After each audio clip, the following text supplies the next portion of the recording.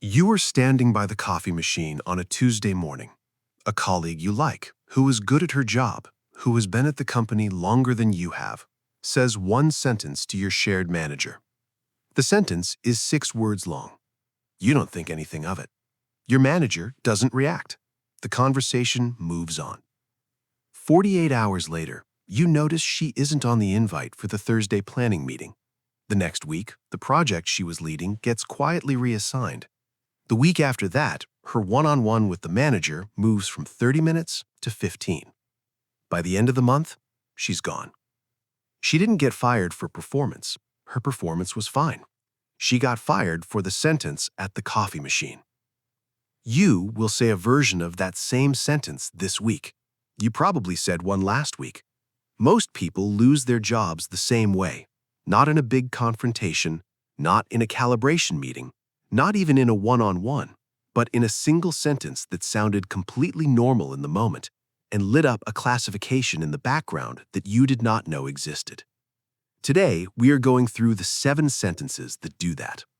I'm Hayes. This is the invisible ladder, the career rules nobody puts in the handbook, but everyone eventually has to learn.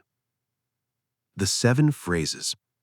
7 phrases that sound completely normal and trip 7 different classifications inside the company before you finish saying them. By the end of this video, you will know which classification each one trips, what gets written down the second it lands, and exactly what to say instead. Same content, different file.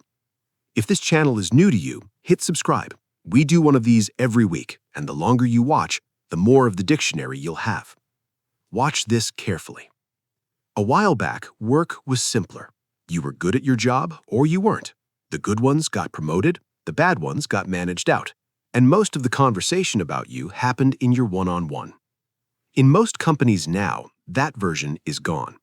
The conversation about you no longer lives in your one-on-one. It lives in a calibration meeting your manager attends quarterly, in a skip-level review you were not invited to, in a Slack channel between your manager and HR you do not have access to, and in a small set of internal classifications: legal risk, flight risk, morale risk, cooperation risk, calibration risk, and tenure risk that quietly get tagged against your name based on what you say in the building. The phrases on this list don't make you any of those things. They just trip the classification that puts you into the file. Once you're in the file, every word that comes out of your mouth after that gets filtered through it. Here are the 7. Phrase 1. Can I be honest with you for a minute? This is the most universal phrase on the list. Everybody says it. It feels like the safest possible preface. You're flagging that you're about to be vulnerable, you're respecting their time, you're being adult about it. What your manager hears is different. The phrase is a tell that emotional disclosure is incoming. The next 30 seconds will contain a complaint, a frustration, a piece of information they did not ask for, and that they are now going to be responsible for either acting on or being on the record for ignoring. The phrase doesn't open a door, it hands them a liability. Watch what happens after you use it. The manager's body language tightens. They start choosing their words more carefully. They make a mental note, or increasingly an actual note, of what comes next. The classification it trips is emotional risk, the file note that says, "This report brings me problems, not solutions." Once the tag is on, every future complaint reads as a pattern. What to say instead? Skip the preface entirely. Lead with the specific thing in one sentence with a suggested next step. The Q3 deadline is going to slip because engineering hasn't confirmed the API. I'm proposing we either move the date or scope down feature B. Which would you rather? Same content, different file. Phrase 2. Can we keep this between us? This one trips harder than any other phrase on the list because it moves your file in real time. In most companies, HR runs 2 folders against your name. The coaching folder is where coaching conversations live, performance feedback, stretch goals, promotion timing. The risk folder is where everything that might generate a lawsuit lives: discrimination claims, retaliation claims, harassment reports, wrongful termination exposure. The second the phrase, "Can we keep this between us?" leaves your mouth to your manager, to HR, to a skip level, to anybody company side. Your file moves from the coaching folder to the risk folder. Not because of what you said next, because of the preface. The preface signals that what's about to follow is something the company may need a paper trail on, so they start one about you. The classification it trips is legal risk, and once it's on, the people around you start choosing their words around you the way they would choose words in front of a lawyer, because in the file, you basically are one. What to say instead? If you actually have a complaint that needs to be on record, make it on record, in writing, factual, no emotion, no preface. If you don't want it on record, don't say it at work. There is no third option. Off the record is not a setting that exists inside a company. Phrase 3. I've been here X years. This one feels like a strength. You're invoking your history, your loyalty, your knowledge of how things work around here. The classification it trips is tenure risk. The internal read is, this person is priced for the role they used to do, not the role they currently do, and they are using their history as a substitute for current contribution. In a calibration meeting, the phrase, "but they've been here 12 years" is a sentence managers use to defend underperformers.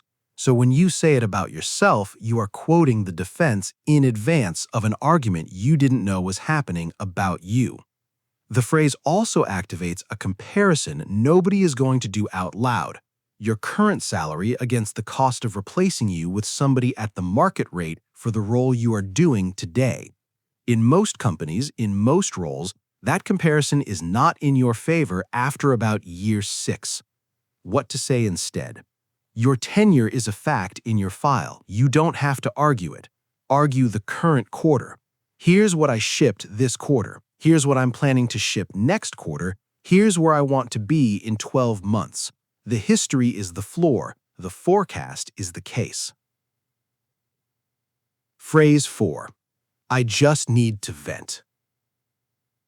The classification this trips is morale risk, and morale risk is the one most people underestimate because it doesn't feel serious until it is. Companies do not just track your individual performance, they track the signal you put out into the building around you.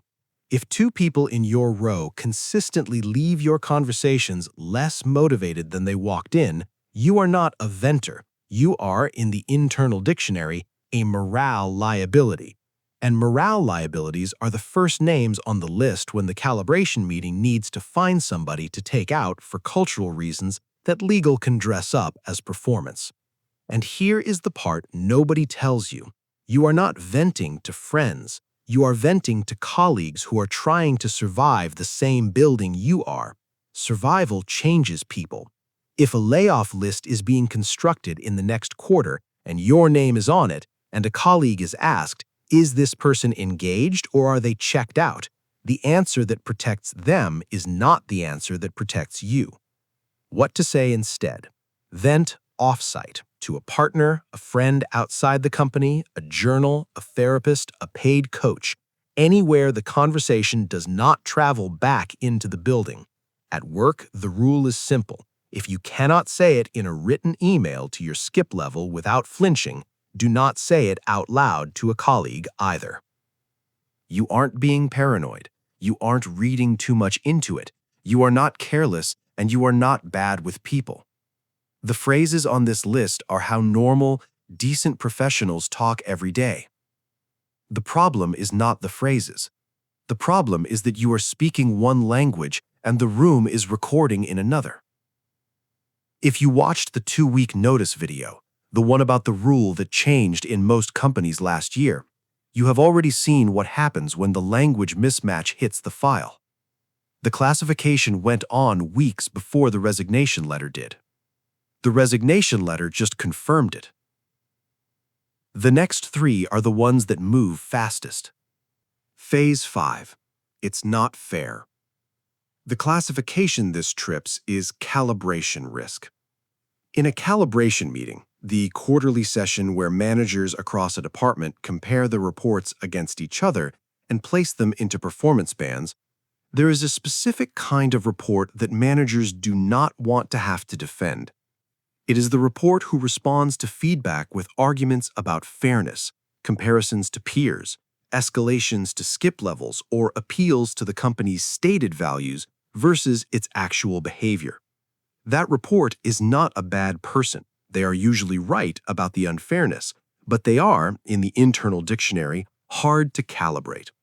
They generate work for the manager and for HR every cycle, and when the next round of band placements happens, the manager has a small number of high band slots and a small number of low band slots, and the report who is hard to calibrate gets placed in a band that minimizes the manager's future work, not the band that reflects their actual contribution. What to say instead? The honest move is to separate the two conversations. One is, was this decision correct on the merits, which you raise once in writing factually? The other is this the kind of place I want to keep working, which you answer privately, with your feet on your own timeline. Mixing them inside the building is how the calibration tag goes on. Phase 6. I'm not doing that. This phrase is the only one on the list that gets quoted verbatim in a future document about you. 6 words. They are easy to write down. They are easy to remember. They survive being passed from your manager to HR to legal without losing their shape. And when a separation paperwork is being constructed against you, the kind that gets used in a PIP or a write-up or an at-will termination that the company wants insulated against a wrongful termination, those 6 words become the headline. The classification it trips is cooperation risk.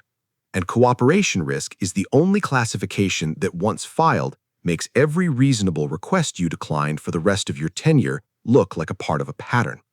The first refusal might have been completely justified. The 5th one will be read against the first. What to say instead? I want to do this well. Help me understand the priority order. Right now, I'm working on A, B, and C. Where does this fit and what moves down to make room? You have not agreed to anything. You have not refused anything. You have moved the question from, will you do this, which generates a yes or a no that goes in the file, to, which of these do you want me to do, which generates a decision the manager has to own. Phrase 7. I might start looking around. This one feels like leverage. You're signaling that you have options. You're trying to surface a counteroffer, a raise, a promotion conversation, a transfer, a little more respect in the building. The classification it trips is flight risk. And flight risk, once tagged, does something specific and quiet and irreversible. It removes you from the next succession planning conversation. It pulls your name off the development budget line item. It reroutes the stretch project you would have been considered for. It moves you out of the cohort the manager is investing in for next year and into the cohort the manager is mentally backfilling. None of this is announced. All of it is decided in rooms you are not in. If you watched the PIP video, the one about how the document exists weeks before you see it, flight risk feeds the same machine. A flight risk tag is one of the inputs into the calibration conversation where the PIP gets approved. Saying, I might start looking, is in many companies the first move in the sequence that ends with you being managed out faster than you would have left. What to say instead? If you are actually looking, look quietly. If you are negotiating, negotiate against a real outside offer in writing, not a hypothetical. If you are venting frustration, see phrase 4.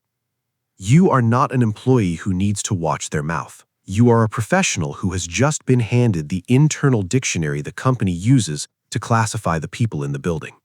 Most people never see it. You are seeing it now. Work is not just about performance anymore. It is about classification. Which folder your file lives in, which list your name is on this quarter, which language the room is recording in when you open your mouth. Some employees are playing the conversation they think they're having. Management is playing the conversation that is going into the file. Once you can hear both at the same time, you stop saying the things that cost the most and start saying the same content in a way the file can carry forward as an asset. That doesn't make you fake. It makes you fluent. Go back to Tuesday morning, the coffee machine, the colleague you like, who is good at her job, who said 6 words to your shared manager. The 6 words were, "Can we keep this between us?" The version of you watching this video does not say that sentence on Tuesday. You say the same thing on Wednesday, in writing, factually, on the record, in the folder you want it to live in. Same content, different file. And on Thursday, you are on the planning meeting invite. The project is still yours. Your one-on-one is still 30 minutes. At the end of the month, you are still here. The phrases are not the problem. The file is the problem. Now you know which is which. In the comments, drop the number of the phrase that already cost you. 1 number. I read them. The number that shows up most often is the next video in this series. See you in the next one.